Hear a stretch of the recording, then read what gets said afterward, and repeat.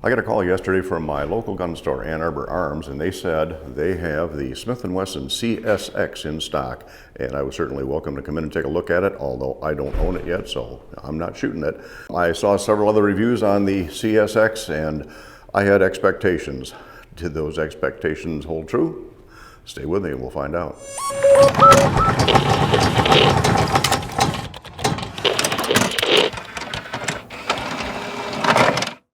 Welcome to Riders Range. Thanks for dropping in while we take a look at the new Smith Wesson CSX.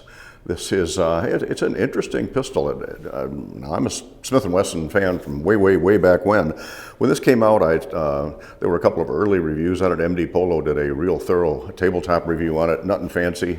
Did a really long review on it. The results were not real flattering to Smith & Wesson. So one of the questions was, why an aluminum frame hammer-fired gun from Smith & Wesson when they're entering the striker-fired market? Well, maybe they're really not, and they're certainly entering the polymer frame market with an aluminum frame gun, but let's do some comparisons with this particular gun. First of all, some stats on it. 3.1-inch barrel. I'm not going to give you all the measurements. You know that you can get those elsewhere.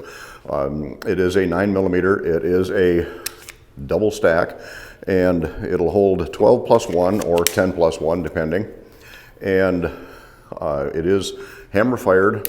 It does have a manual ambidextrous safety on it. Does have ambidextrous slide stop lever. We'll talk about the magazine release here in just a minute. It is aluminum frame, does have a replaceable back strap for smaller hands. Retail on this gun is about $609, $610, somewhere right around there. I've seen them advertised for around the $575 bracket, give or take. So it really puts it fairly competitive with several other guns. All right, one of the natural comparisons with the CSX would be with the Shield Plus, another recent introduction by Smith. And you can see the barrel lengths are just about the same between the CSX and the Shield Plus, although the overall length is a little bit longer, obviously, because of the striker fire mechanism in the Shield Plus versus the hammer fired in the CSX. Now I've got the 12-round magazine in the CSX. I have a 10-round magazine in the Shield Plus, and I can get just about the same grip between the 10-round mag on the Shield Plus and the 12-round mag on the CSX, and the heights of the guns are relatively similar, 12-round, 10-round. Now obviously if you put the 13-round magazine in the Shield Plus, it's going to be a fair amount taller just to get that one extra round than it is on the CSX. So they did a good job of packaging on this. And again, I'm not going to shoot it today. It's strictly for a tabletop review. If they get one of the rental fleet, maybe I'll have to shoot it. At the end of this, if I like it enough, I may have to see if I have to buy it or not. It has front and rear cocking serrations on the slide. The slide and the barrel are Armor Night finish. The frame is aluminum. I presume it's an anodized type of finish on it. It does have a significant undercut on the trigger guard. The trigger, though, is interesting on this, and this is where some of the other reviews have fallen down, because they've complained about the trigger feel, a false reset, and so forth. And before we go any farther, there's nothing in the chamber, and it has an empty magazine in the gun, although this gun will fire without a magazine. But the trigger is, unlike your typical hammer-fired gun, which would be a sliding trigger, at least on a 1911 style, it would be a sliding trigger. This is a pivoting trigger, and it pivots kind of weird. It actually seems like it comes down as you're pressing on the trigger. And it's got a fairly clean break, and I can reset it here. Reset is relatively short, and it's tactile. And the one thing I didn't find on this is any kind of a false reset. I know I've seen several reviews where they mentioned a false reset. And again, I'm just not getting any kind of a false reset. It's a real reset. It's very short, very tactile, very audible. And first of all, most people don't shoot to the reset anyway. Doing really slow precision stuff, you might shoot to the reset. Most people shooting quickly are not going to. Now the trigger on this, over a 5-pound average pull on my electronic gauge, comes out to 5 pounds, 4.2 ounces, I believe, as an average. And again, it's actually a fairly decent trigger. So when you compare this with the Shield Plus though, what about weights? A CSX is 25.5 ounces with 13 rounds, 124 grain ammunition. The Shield Plus is 26.5 ounces, so 1 ounce heavier to get with the same capacity. Now the Shield Plus will take one more round, but that's weighing it with identical 13 rounds, 124 grain. So really 1 ounce heavier for the striker-fired Shield Plus with a polymer frame on it. Now another gun that may be the target market for the CSX would be something like the micro guns, like this SIG 938, the Kimber Micro 9, the Springfield 911. And of course these are single stack, not double stack, so it gives it a 7+1 capacity, but it is hammer fired with a safety. Oh, by the way, the safety on this, you can work the slide with the safety on, which is a good feature. You don't see that on most 1911s, but you do also have that on the 938. If the hammer's already back and the safety's on, you can still work the slide. Same thing with the micros. Now the Micro 9 also has a pivoting trigger. It's 1911-ish. However, 1911 is a sliding trigger. The micro guns have a pivoting trigger, pivoting higher up in the frame here.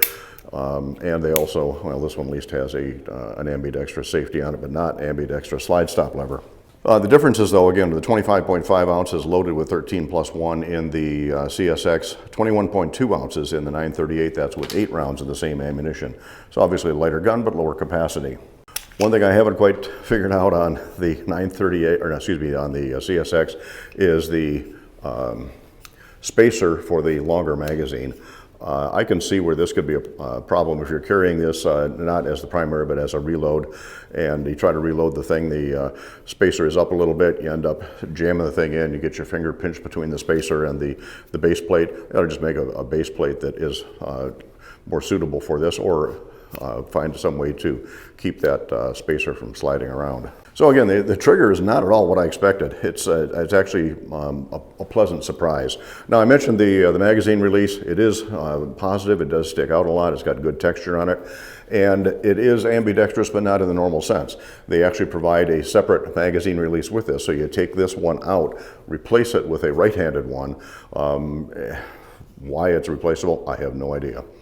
Let's see, 3-dot sights, you know my feeling already on 3-dot sights. I'm just not a fan of them, but they are steel. They are both dovetailed, so they're both adjustable for windage front or rear if you need it. I think I already mentioned front cocking serrations. It does have striations on the top of the slide, allegedly to cut down on glare. I shoot a lot. I shoot stainless steel guns outside in the sun. Never had a problem with glare, but it's an attractive touch anyway. So I want to talk about the spacer on the back strap though. I'm going to try to take this off on camera. We'll see how it works, because it does come with a little tool to take this off and put a different back strap on it. We'll see how that works out. All right, so they do furnish a little tool, and you push the tool in the indentation on the back strap, push down, so they say. All right, it took a fair amount of effort. I couldn't do it standing up. I had to put the gun on the table, sights down, and push hard on it. There's a detent you can see right here that holds the grip extension on. So this one comes off, and there's a small back strap that goes on, pivots up here at the top, and just supposed to snap right into place here. Well, not the easiest. There we go. All right, so it's got the smaller back strap on it.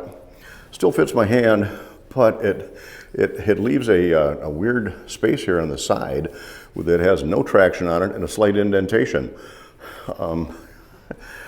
Okay. Would I want to shoot it like that? There's really no traction, no support.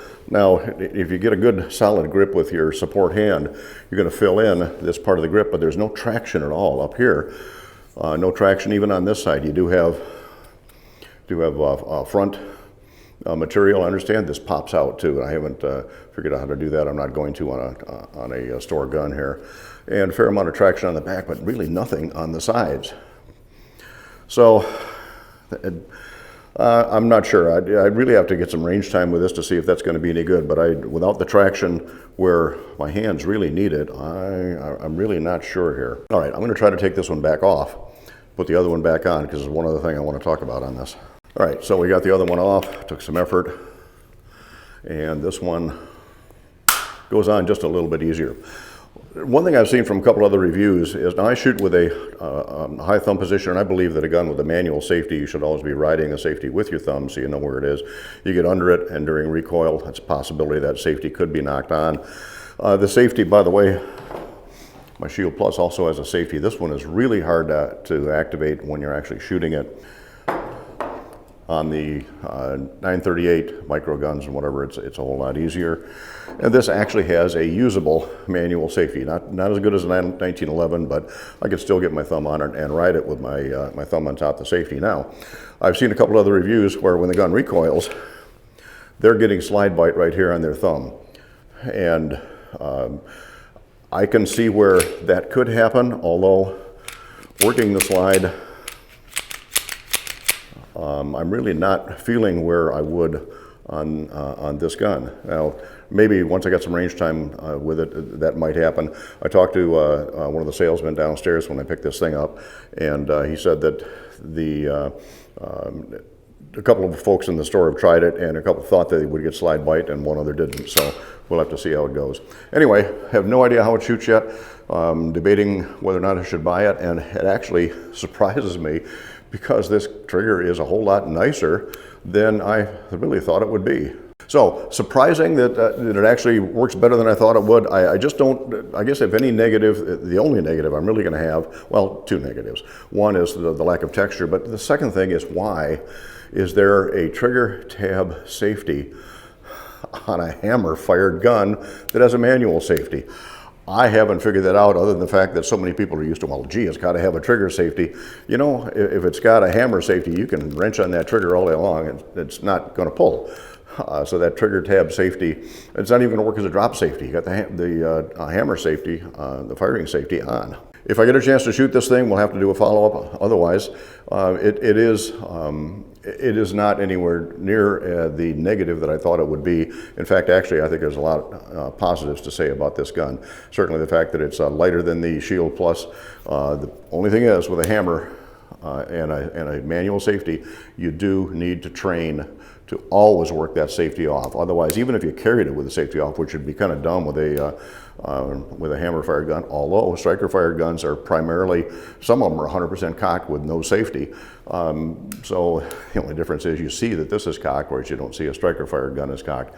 But you should always train yourself to ride the safety, so your thumb always knows exactly the position of that safety.